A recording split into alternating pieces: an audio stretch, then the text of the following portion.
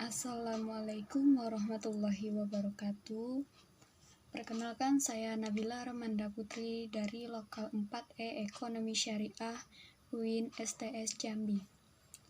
Baiklah, kali ini saya akan menjelaskan tentang penanganan data ekonometrika dan analisis lanjutan dalam regresi linier yang terdiri dari transformasi in, pembedaan, model laju pertumbuhan, skala dan unit pengukuran, pemilihan bentuk fungsional, dan perbandingan R2.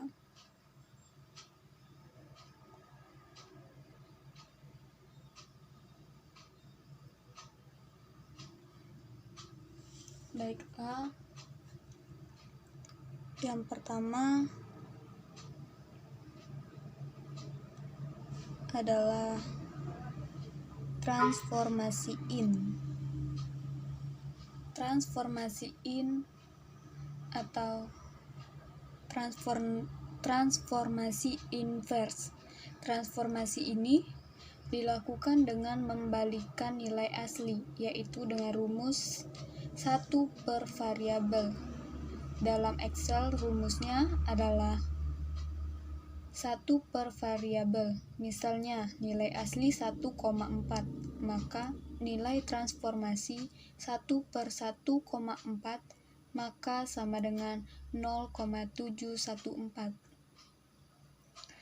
Apabila data Anda adalah nilai 0, maka tambahan dengan konstanta, misalnya 1 per variabel ditambah 1. Selanjutnya, model laju pertumbuhan. Pertumbuhan merupakan kenaikan atau pertumbuhan nilai suatu besaran terhadap besaran sebelumnya. Permodelan masalah pertumbuhan dilakukan dengan menduga parameter 0 dari persamaan model pertumbuhan f atau x atau 0 menggunakan salah satu metode, yaitu metode kuadrat terkecil.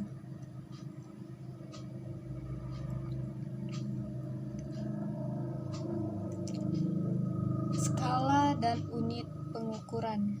Skala dan unit pengukuran itu ada 4 macam skala, yaitu pertama skala nominal, yang kedua skala ordinal, dan ketiga skala interval, keempat skala rasio. Baiklah, yang pertama skala nominal. Skala nominal adalah skala yang semata-mata hanya untuk memberikan indeks atau nama saja dan tidak mempunyai makna yang lain. Contohnya data, misal nama Amelia, Putri, Meli, dan Jessica. Kodenya 1, 2, 3, dan 4 itu kode A, dan kode B 4, 3, 2, dan 1. Keterangan kode 1 sampai 4 atau kode A semata-mata hanyalah untuk memberi tanda saja dan tidak dapat dipergunakan sebagai perbandingan antara satu data dengan data yang lain. Kode tersebut dapat saling ditukarkan sesuai dengan keinginan peneliti atau menjadi alternatif B tanpa mempengaruhi apapun. Yang kedua,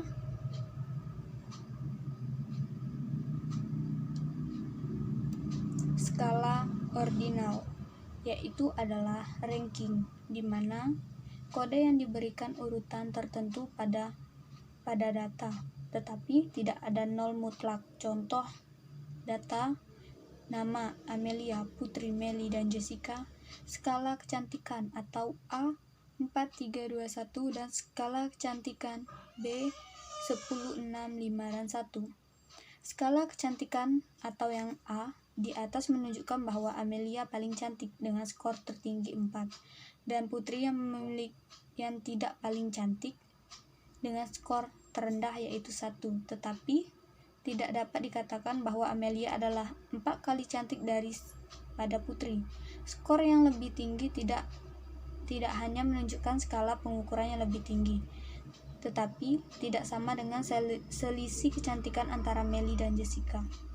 Meskipun keduanya mempunyai selisih yang sama 1, skala kecantikan pada A dapat diganti dengan skala nominal kecantikan B tanpa mempengaruhi hasil penelitian.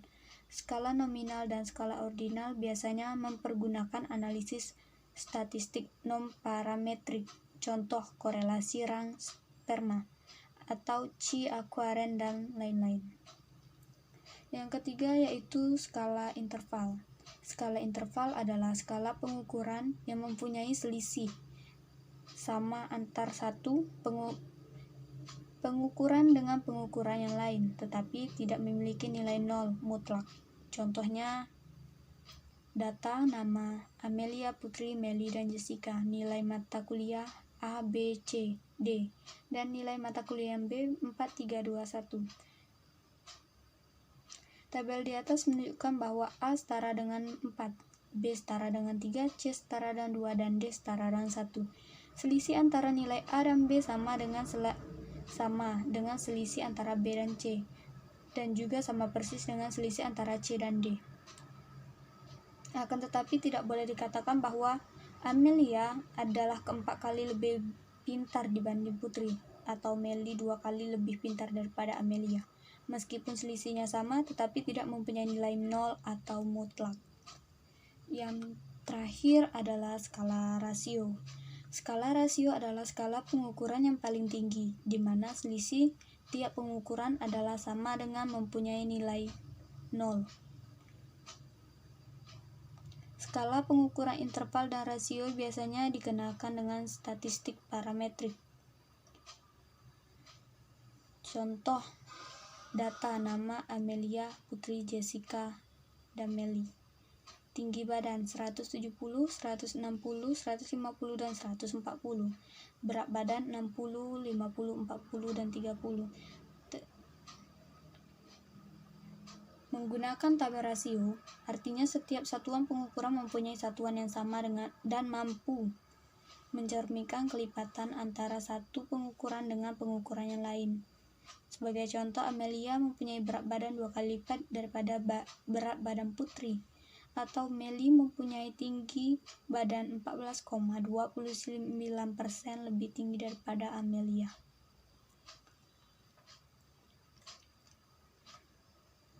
Selanjutnya, pemilihan bentuk fungsional. Pemilihan bentuk fungsional terbagi antara 5, yaitu model long-long, model semi-long, model resiprokal, kurva Phillips, dan kurva Engel.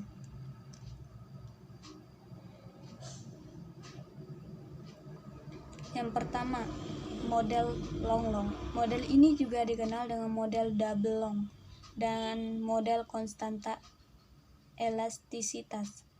Menurut suatu teori ekonomi, hubungan antara kuantitas yang diminat dan harga suatu komoditas mempunyai bentuk sebagai berikut. Y sama dengan beta 1 X beta pangkat beta 2 error. Yang kedua yaitu model semi-long. Prinsip model sama dengan model long-long, yaitu melakukan transformasi logaritma terhadap data. Bedanya pada mode semi-long, data yang ditransformasi hanya salah satu dari X atau Y. Model semi-long terdiri atas 2 jenis model, yaitu model long-in dan ling-long. Yang ketiga, model resiprokal, yaitu bersifat apabila X bernilai sangat besar, maka Y akan memiliki harga mendekati beta 1.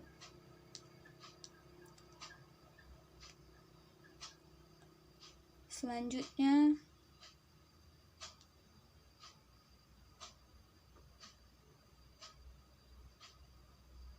kurva Phillips dan kurva Engel.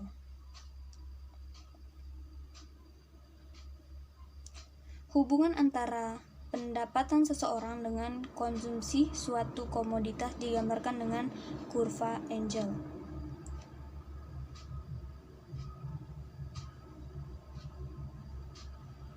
Baiklah, hanya itu yang dapat saya sampaikan. Kurang lebihnya saya mohon maaf. Wassalam.